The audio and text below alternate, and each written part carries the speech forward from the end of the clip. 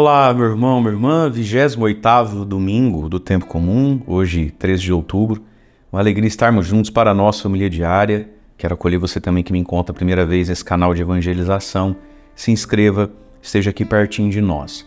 Meus queridos, para o YouTube é importante que você aperte esse joinha, o like e que deixe algum comentário, nem que seja um amém. Isso esquenta o vídeo, nos mostra para mais pessoas, já passamos de 1 milhão de inscritos para a glória de Deus e é assim que cresce dia a dia o canal, à base de like, comentário e de você que pega o link da homilia e manda no WhatsApp das pessoas.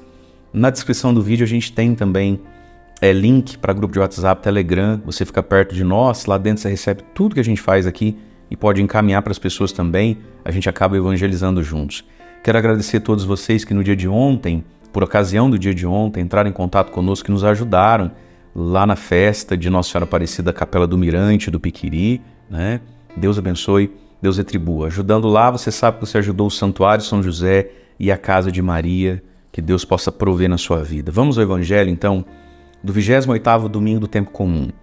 Nós estamos em Marcos, capítulo 10, versículos de 17 a 30, diz assim: Naquele tempo, quando Jesus saiu a caminhar, veio alguém correndo, ajoelhou-se diante dele e perguntou: Bom mestre, que devo fazer para ganhar a vida eterna? Jesus disse: Por que me chamas de bom? Só Deus é bom e mais ninguém. Tu conheces os mandamentos. Não matarás, não cometerás adultério, não roubarás, não levantarás falso testemunho, não prejudicarás ninguém, honra teu pai e tua mãe. Ele respondeu: Mestre, tudo isso tenho observado desde a minha juventude. Jesus olhou para ele com amor e disse: Só uma coisa te falta. Vai, vende tudo que tens e dá aos pobres, e terás um tesouro no céu. Depois vem e segue-me.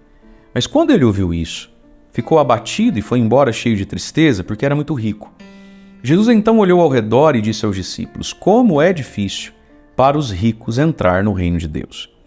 Os discípulos se admiravam com estas palavras, mas ele disse de novo: Meus filhos, como é difícil entrar no reino de Deus. É mais fácil um camelo passar pelo buraco de uma agulha do que um rico entrar no reino de Deus. Eles ficaram muito espantados ao ouvirem isso e perguntavam uns aos outros: Então, quem pode ser salvo? Jesus olhou para eles e disse: Para os homens isso é impossível, mas não para Deus.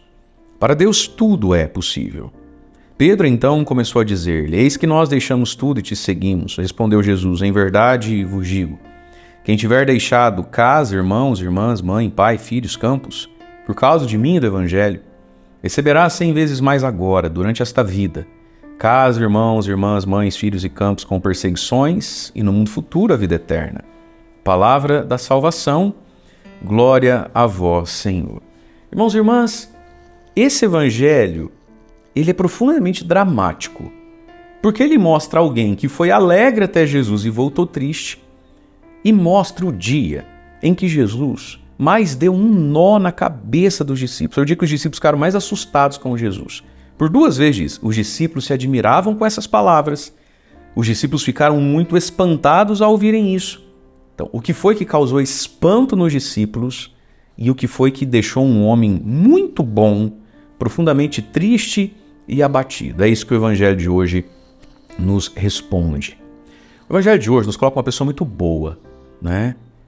Corre, se ajoelha aos pés de Jesus e pergunta: Bom mestre, que devo fazer para ganhar a vida eterna? É uma pergunta muito boa, né? É um pensamento sobre: e depois que eu morro? Como é que eu faço para ir para o céu? Tem gente que nem isso se pergunta. Esse aqui se perguntou.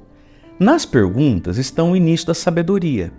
A primeira leitura da missa desse domingo vai dizer assim, é do livro da sabedoria: Orei, foi-me dada a prudência, supliquei e veio a mim um espírito de sabedoria. Aí diz assim: Preferi a sabedoria, sabedoria aqui com S maiúsculo, preferi a sabedoria do que aos cetros, tronos, e em comparação com ela, a sabedoria, julguei sem valor a riqueza. A ela não igualei nenhuma pedra preciosa, pois a seu lado todo o ouro do mundo é punhado de areia diante dela, a prata é como lama. Porque tudo me veio quando tive a sabedoria. Mas sabedoria com S maiúsculo, o que é sabedoria? Sabedoria é a palavra de Deus, mas a sabedoria é o próprio Jesus, é o seu Evangelho e a sua pessoa. Preferir a sabedoria. E às vezes, meus queridos, se a gente não fizer perguntas, isso não começa. Então, um homem vivia os mandamentos, era podre de rico. O que me falta? É só isso. Fazer perguntas. Nós estamos num mundo que cada vez mais nos estimula a viver igual bicho e a vivermos anestesiados e dopados de alguma coisa, sem fazer perguntas. Aí vem o refrão do Salmo: saciai-nos, ó Senhor, com vosso amor, e exultaremos de alegria o dia todo. Veja, o rei Davi também foi um homem bom, poderoso, cumpridor dos mandamentos, extremamente rico, né? Tinha tudo do bom e do melhor, mas ele rezava: Senhor, me sacia logo de manhã, senão meu dia hoje é um tédio. Sem Deus, nós experimentamos o tédio. Sem Deus, a gente não é grato, a gente vive insatisfeito, e aí a gente inventa as maluquices e sarna para se coçar. Mas é preciso se perguntar, e às vezes a gente foge da pergunta, pelo excesso de barulho, pelo excesso de conversa, pelo excesso de tela, pelo excesso de prazeres. Quantas pessoas nunca avaliaram a vida, nunca fizeram um exame de consciência, nunca se perguntaram se vale a pena mesmo se dedicar tanto a isso e não aquilo? Eu já preciso fazer perguntas. Homens poderosos fizeram perguntas, né? E aí, Jesus vai dizer: por que me chamas de bom? Só Deus é bom e mais ninguém. O que Jesus está querendo dizer aqui? Esse homem que cumpriu os mandamentos, ele vem de uma tradição religiosa. Olha a pergunta: bom mestre, o que devo fazer para ganhar, para herdar a vida eterna? É uma tradução também. E Jesus está querendo dizer para ele assim: amigão, a vida eterna a gente não ganha, a gente não herda. Assim, a gente a constrói quando a gente implica a nossa vida no segmento do evangelho. Então é um pouco aquela mentalidade assim: o que eu faço para ganhar? Mas isso que eu vou fazer para ganhar não vai me mudar em nada. Sabe aquela visão legalista? É igual você tirar carteira de motorista, quantas aulas tem que ir lá, passar digital no horário certinho, mas aquilo ali não vai mudar meus valores, minhas concepções. Eu quero a carteira de motorista, eu quero o diploma da faculdade, percebe? Se vivia a religião muito assim, é perigoso viver hoje. O que eu tenho que fazer para Deus não ficar bravo, ficar feliz e me dar saúde, dinheiro e céu? Ah, tem que fazer isso, mas por dentro eu não mudo, minha cabeça não muda, meu coração não muda, eu continuo o mesmo egoísta de sempre. Percebe? Jesus vai dizer: amigo, não vai pensando que fazendo coisa você fica bom, porque bom mesmo é Deus. Mas vamos lá, a pergunta é boa. Tu conheces os mandamentos? Não matarás, não cometerás adultério, não roubarás, não levantarás falso testemunho, não prejudique os outros, honra teu pai e tua mãe. Né?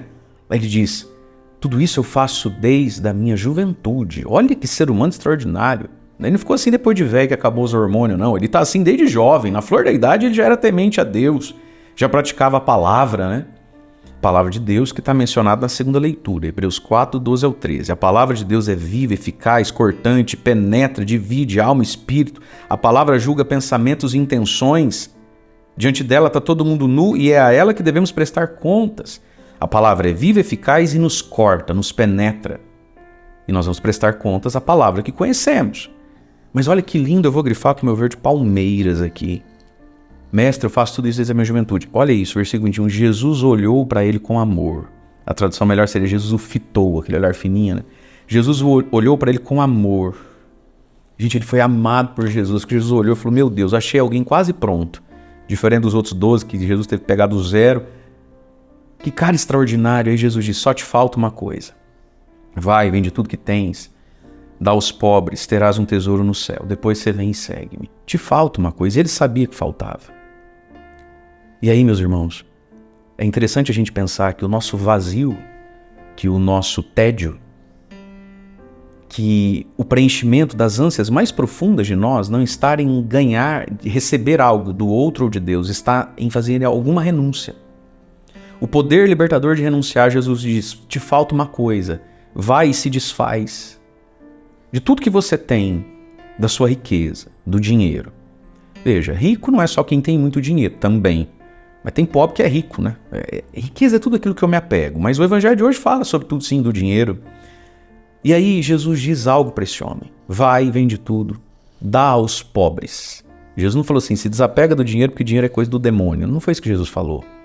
Jesus falou: pega todo esse dinheiro, dá aos pobres. Portanto, meus irmãos, nos falta uma coisa: deixar de ser senhor do dinheiro. Deixar de permitir que o dinheiro seja o meu senhor. E colocar o dinheiro, e aí junto com isso, meus dons, talentos e aptidões, como fonte de bênção, destinada aos pobres. Se desfaz o dinheiro, mas não queima não, dá aos pobres. Muito tédio, muito vazio, muita mediocridade espiritual vem de que a vida de muitas pessoas que não matam, não roubam, não adulteram e honram papai e mamãe é uma vida egoísta. A nossa vida precisa ser destinada ao benefício dos pobres. E todos nós temos o que dar aos pobres. Dinheiro, tempo, talento, a profissão que eu tenho. A profissão que você tem. Algum pobre é beneficiado pela profissão que você tem? Percebe isso? Ser gratuito com os pobres. Pense isso. Talvez você tenha um diploma, talvez você tenha uma capacidade na sociedade, que às vezes não é num diploma. Algum pobre já foi beneficiado por isso? Gratuitamente? Gente, tem gente que passa uma vida na igreja, nunca fez nada de graça para ninguém. O máximo você faz é um bom preço, né? Não. Dá aos pobres. E você vai ter um tesouro no céu. Será que nós cremos nessas coisas, gente? Depois, vem e segue-me. Aí diz a palavra, ele ficou abatido, cheio de tristeza, foi embora porque era muito rico. Ficou triste porque era muito rico.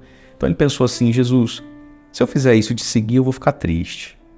Então não vou fazer isso. E aí ele não fez. E ficou feliz? Ficou triste. Os irmãos, tudo aquilo que Deus nos pede, a gente não dá. Por medo de ficar triste. Nos torna justamente tristes.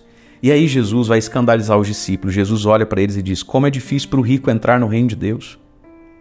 Como é difícil para o rico entrar no reino de Deus. Entrar no reino de Deus é entrar no céu um dia? Sim. Mas entrar no reino de Deus, gente, a gente entra já nessa vida aqui. Entrar na mentalidade do reino de Deus. Esse homem não conseguiu entrar nessa realidade, que muitos entraram. Pedro entrou. Pedro não vai dizer, Senhor, deixei tudo para te seguir. Ou seja, eu considerei que o Senhor vale a minha mulher, os meus filhos, a minha sogra, o meu barco e os meus peixes. Então Pedro entrou no reino de Deus. Quando é que a gente entra no reino de Deus? Quando a gente entende que Jesus vale tudo. Entende? Esse rico não entrou, porque o rico ele tem essa dificuldade. Ele olha para tudo que é bonito, para tudo que é belo, ele olha para Cristo. Mas ele sente dó do dinheiro. Então ele não entra no reino. A lógica do reino de Deus não entra na cabeça do rico. Né? E Jesus diz, como é difícil para o rico entrar no reino de Deus, os discípulos se admiravam.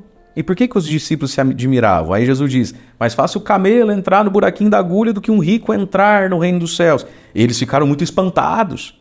Por quê? Porque na época você acreditava que a riqueza era justamente o sorriso de Deus para a pessoa. Tá rico é preferido de Deus. Por isso eles colocam uma pergunta que diz assim, então quem pode ser salvo? Ou seja, se o rico vai se salvar com muita dificuldade, Jesus, nós que somos pobres já estamos no inferno. Essa era a cabeça, inclusive, dos discípulos. Né?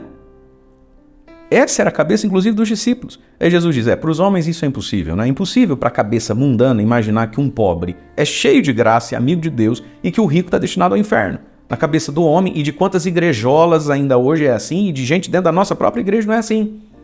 A riqueza, a prosperidade, a ostentação, o luxo, do bom, do melhor e do mais caro, como sinal de uma vida espiritual agradável a Deus ou frutífera. E Jesus diz, para Deus nada é impossível, Pedro. Para Deus tudo é possível. É possível você, pobre, então um gato para puxar pelo rabo. Ser poderoso no Espírito Santo, enquanto o outro ali, ó, tudo que põe a mão vira ouro. Sei não, você vai para o céu. E aí Pedro fala, porque deixamos tudo e te seguimos. Aí Jesus diz, quem tiver deixado por causa de mim e do Evangelho. E aqui está, meus irmãos, Jesus e o Evangelho valem todas as coisas. E aí Jesus fala, quem tiver deixado o pecado, não. Deixado casa, irmãos, irmãs, mãe, pai, filhos e campos, dinheiro, tudo isso é bênção. Você tem uma casa, você olha para o pessoal e fala, graças a Deus eu tenho uma casa. Você tem irmãos, você tem família, você tem pai, você tem filho, você tem esposa. Você fala, graças a Deus que eu tenho. Você tem campos, patrimônio, dinheiro. Você dá graças a Deus. Você fala, nossa, Deus me abençoou essa semana, fechei um bom negócio. E sim, graças a Deus. Mas Jesus diz, o Evangelho e eu valemos tudo isso que Deus te deu. Esteja pronto para renunciar, esteja pronto para abrir mão e esteja pronto para destinar isso em favor dos pobres. Aí Jesus diz, quem viver assim, receberá 100 vezes mais nessa vida, né? Sem possuir nada disso, com perseguições, porque aí é doido, é fanático, fica aí, e no mundo futuro, existe um mundo futuro, meus irmãos. E o mundo futuro? De que adianta ganhar o mundo e perder a alma? De que adianta ganhar esse mundo e perder o mundo futuro? E no mundo futuro, a vida eterna. Deus abençoe você. Em nome do Pai, do Filho e do Espírito Santo. Amém.